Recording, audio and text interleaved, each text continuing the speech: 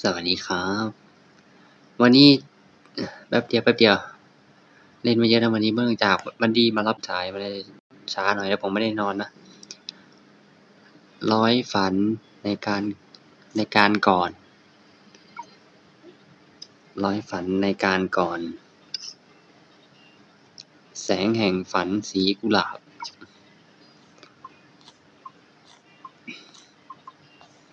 มันเป็นรูปไปเฉยนะไม่มีอะไรหรอกนะ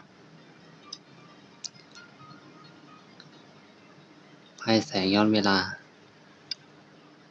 ลื่นลม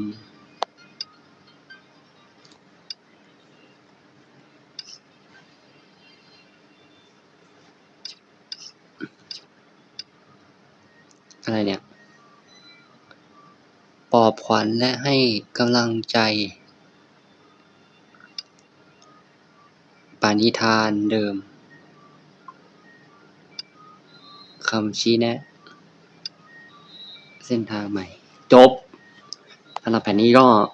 เท่านี้นะครับนะรออัปเดตแพทใหม่วันนี้เป็นคิวของเกมเกนชินครับแต่ว่าเกนชินมันอัปเดตนะเนื่องจากมันอัปเดตแพทใหม่นะครับเลยไม่ได้เล่นเมื่อวานนี้เป็นฟรีไฟไงมาเลยไม่ใช่เกนชินดิอะไรวะอ๋อเอามันสั้นไป2 เกมแล้วกันใครที่เข้ามารับชมฝากกดไลค์ Subscribe ด้วยนะครับ